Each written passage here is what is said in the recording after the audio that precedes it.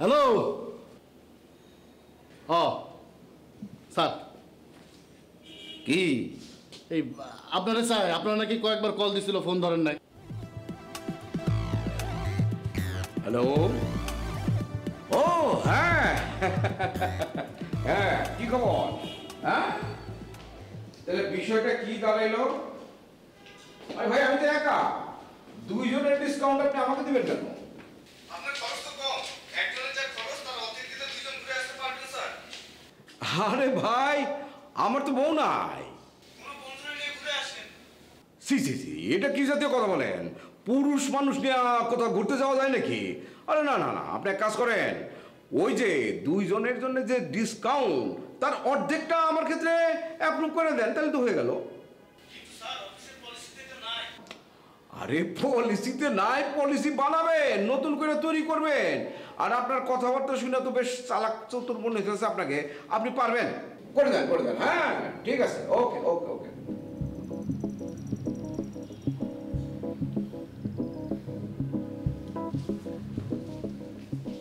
আপনি শ্রীলঙ্কা গেছেন? জি জি না।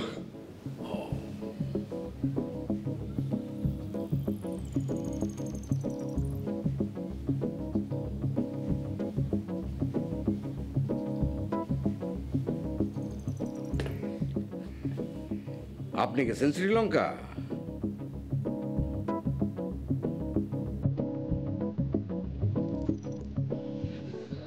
আমিও যাই নাই স্যার, আমার এদিকে যান।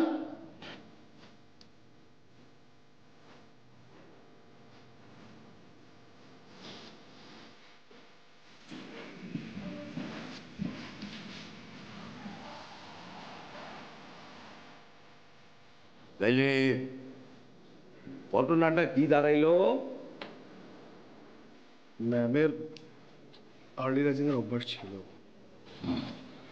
উনি সাধারণত 8টার মধ্যে ঘুম থেকে উঠে যেতেন। মবিন নাস্তা নিয়ে ওনার ঘরে যায়। প্রথমে মবিনই দেখে, পরে আমাকে জানায়। মবিন? মবিন কোথায়? আমি আমি স্যার, আমি স্যার। তারপর আমি ম্যামের রুমে যাই, চেক করি, শি ওয়াজ অলরেডি ডেড। বাসার সবাইকে জানাই, বাপিকে ইনফর্ম করি, থানায় আমিই কল দিই।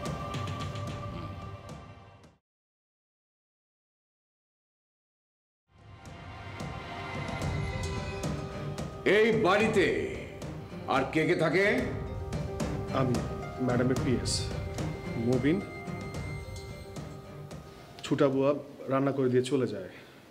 ড্রাইভার আর গার্ড আছে, সিকিউরিটি কোম্পানির গার্ড, শিফট ওয়াইজ চেঞ্জ হয়। আর কিছুদিন হলো মার্জুক সাহেব এসেছেন।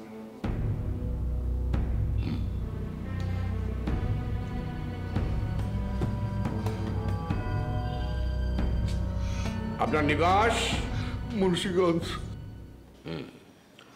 নিহত ভদ্র মহিলার সাথে আপনার সম্পর্ক কি? ভাই বোন। সৎ ভাই বোন।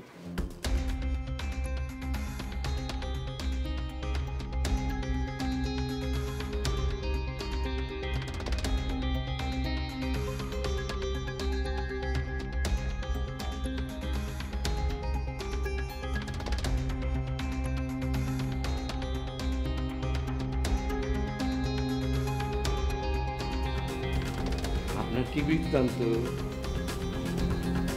আমি ম্যামের পিএস, নতুন জয়েন করেছি, 1 মাসও হয়। একজন মহিলার কয়জন পিএস? সেটা আমি কি করে বলবো? সবাই বাড়ির মধ্যে থাকবেন, কেউ বাইরে যাবেন না। কেউই সন্দেহের ঊর্ধ্বে নয়।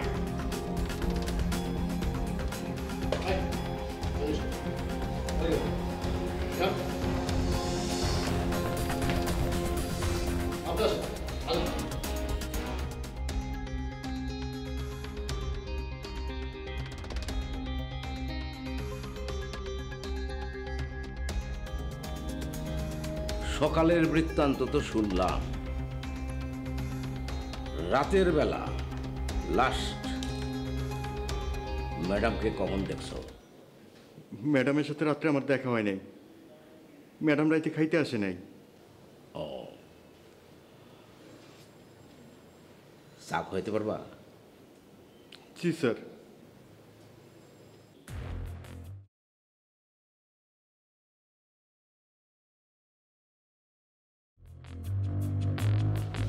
স্যার, এই ছুটা বেটি রাত 8টার সময় বাড়ি থেকে চলে গেছিল। মোবাইল ছিনতাইয়ের আরও 2টা কেস আসছে থানায়। তা আমি কি করব? এই খুনি খোঁজা বাদ দিয়া চোর বাটপাট চোর এগুলো নিয়ে আমি পড়বো নাকি? না, ওই আপনি তো ওই কেসে ছিলেন তাই বললাম আর কি।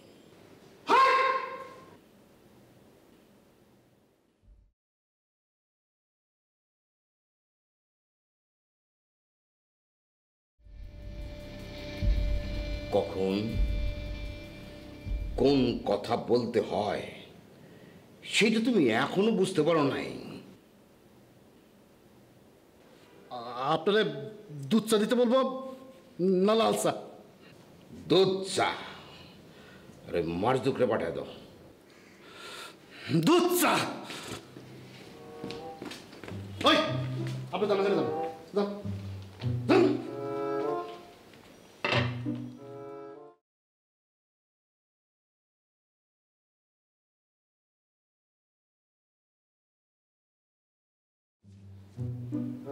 কেমনে কি কোনটা? আপনার কই নেই?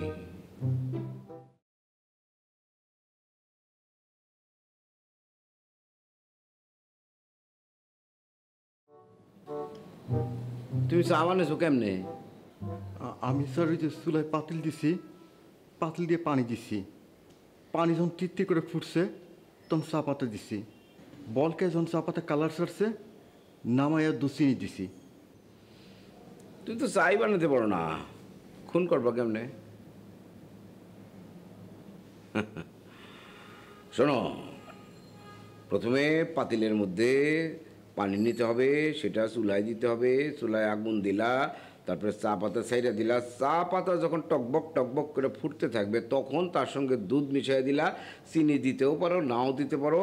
তারপরে সমস্ত কিছু যখন একসাথে টকবক টকবক করে ফুটতে থাকবে তখন চায়ের আসল স্বাদ বাইরে আসবে।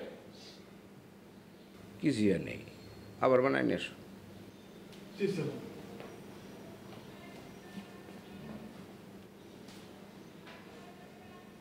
মিস্টার মারজুক, আপনার কি অবস্থা? আমার মন খুন হয়েছে, আর আপনি আমার জিগার কি অবস্থা? হ্যাঁ, কান্নাকাটি বন্ধ করেন, কান্নাকাটি বন্ধ করেন। আমি তো জানি যে আপনার কষ্ট হচ্ছে। এখন আপনার তো কথা বলতে হবে। কথা না বললে আমি কে খুনি সেটা বের করব কি করে? ওরা ষড়যন্ত্র করে আমার বোনটা খুন করছে। ওরা ওরা কারা? ওই যে বাপ্পি আর তারিফ। তারিফ আর বাপ্পির মোটিভ কি? মানে মানে সেজুতি খানকে খুন করে ওদের লাভ কি? মানে মানে সেজুতি খানকে বাপ্পি আর তারিফ যদি খুন করে থাকে এর পেছনে ওদের উদ্দেশ্যটা কি?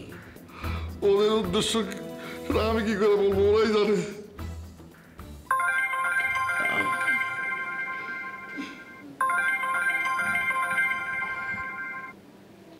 হ্যালো, শ্রীলঙ্কার মুদ্রার নাম কি? বাংলাদেশের 1 টাকা সমান শ্রীলঙ্কার কয় টাকা? না আপনার না। হ্যালো, আরে না রে ভাই, না না না, আরে শ্রীলঙ্কার, আরে না রে ভাই, শ্রীলঙ্কার মেয়েরা কালো হয়, ফর্সা হয়। জ্যাকুলিন ফার্নান্দেজ, তাকে কি আপনি কোনোভাবে কালো বলতে পারবেন? নাম কি? শামসুল স্যার। আরে না রে ভাই, আপনার জায়গায় নেই, আপনার জায়গায় নেই। আপনি এক কাজ করেন, যত কমের মধ্যে পারেন আপনি একটা ব্যবস্থা করে দেন। হ্যাঁ, আমি একাই যাব। তো ভাই করেন আপনি, আমি একটু বিজি আছি, পরে আবার কথা বলবো, ঠিক আছে? হ্যাঁ হ্যাঁ ঠিক আছে।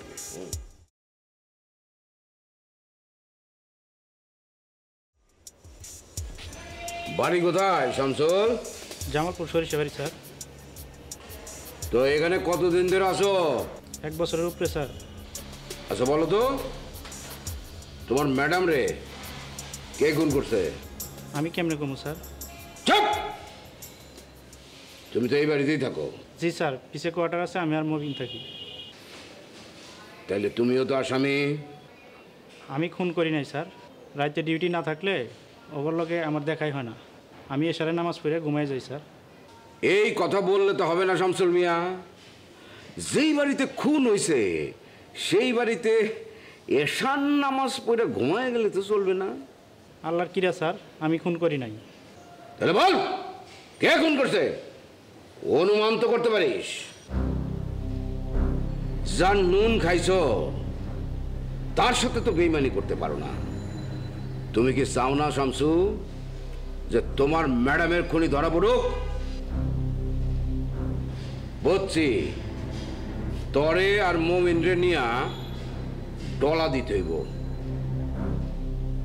পুলিশের ডলা যে কি জিনিস তা তো জানোস না। একবার ডলা খাইলে দেখবি কেমন কথা বাইর হইতেছে, ফটফট ফটফট করে কথা কইতেছস, কথা আর থামবই না। ম্যাডামের সাথে মাজুক স্যারের ঝামেলা হইতেছিল স্যার। কেন? বাপ্পির সাথে তার কি? মানে তিনি বাপ্পির নামে অনেক আজে বাজে কথা আমার কাছে বললেন। আর তারপর কালকে খুব ঝগড়া লাগছিল ভাইয়ের বোনের, বাইরে থেকে শুনছি। গুল্লি মারি তোমার ভদ্রতার। ভদ্রতা দিয়ে তুমি মারি খাও। আমি আমার বাপের সম্পত্তির ভাগিদার, সেই সম্পত্তির ভাগ আমি ছাড়ুম না। তুমি রাস্তার একটা চাংরা পোলা ধরে আই না তারে আমার বাপের সম্পত্তির ভাগিদার বানাইবা, তার লগে ফষ্টি নষ্টি করবা। খবরদার মারজুক।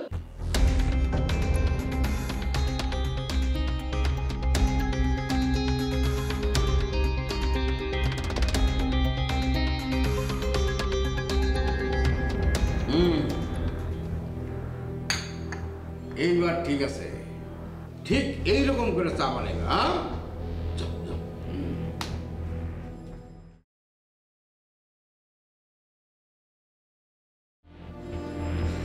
স্যার, ওই শ্রীলঙ্কার টাকার নাম হইতেছে রুপি, আর ওদের 1 টাকা সমান আমাদের 8 আনা। তাই নাকি? আরে তুমি তো বেশ ভালো দেখাইলা জওয়ান। আমারে নেবেন স্যার? আচ্ছা, দুজন পূর্ণবয়স্ক লোক তারা একসঙ্গে হানিমুনে যায় কেমনে? উজবুকের মতো কথা বলো তুমি। আদৌ আপনি তো বিয়ে করেন না স্যার, হানিমুনে যাবেন কেন? আমরা দুজন ঘুরতে যাবো। বাইরে গিয়ে কপালের মধ্যে পয়সা রেখে টানা 10 মিনিট সূর্যের দিকে তাকায় থাকবা। যাও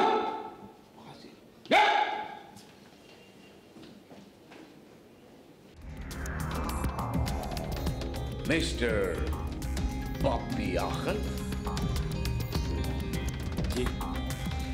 বলুন দেখি আপনার কি আছে জীবনের দুঃখ বেদনা আনন্দ?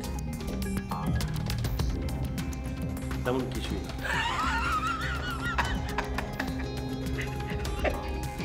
এমনি শব্দ মিলাই বললাম আর কি। এমনি এমনি লোকজনের তো ধারণা কোনটা আপনি করছেন। তাতে আমার লাভ? আরে সেই প্রশ্ন তো আমারও। কোন লোকজনের ধারণা আমি খুনি? ইন্টারোগেশনটা কি আমি আপনাকে করতেছি নাকি আপনি আমাকে? বলেন, শেজুতি খানের সাথে আপনার সম্পর্ক কেমন ছিল? মালিক এমপ্লয়ি যেরকম থাকে সেরকম। আপনার জানা মতে তার শত্রু কে কে আছে? দেখেন ভাই, আমি জানি না। আমি খুব রিসেন্টলি এখানে জয়েন করেছি, আমি এখনো সবাইকে ঠিকমতো চিনে উঠতে পারি। আপনি তো এই বাড়িতে থাকেন না, তাই না? না, একদিন থেকে ছিলাম। কবে? গত রাতে? না। আপনি গত রাতে নিজের বাসায় ছিলেন? জি। তাহলে 10টার দিকে বাড়িতে এসেছিলেন কেন? জি।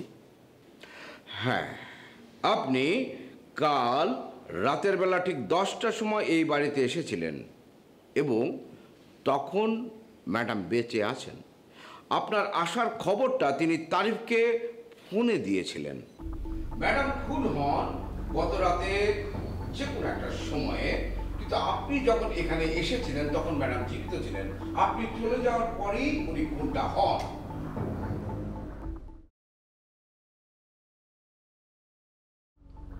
কেন কেন খুনটা করলেন?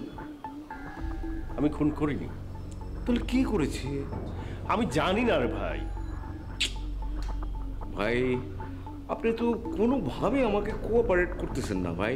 আপনি নিজে খুন করেছেন এটাও স্বীকার করতেছেন না, আপনি কে খুন করছে এটাও আপনি কিচ্ছু বলতেছেন না। ভাই আমার দিকে একটু তাকান। শোনেন, এদিকে এদিকে আসুন তো ভাই, আসুন এদিকে আসুন।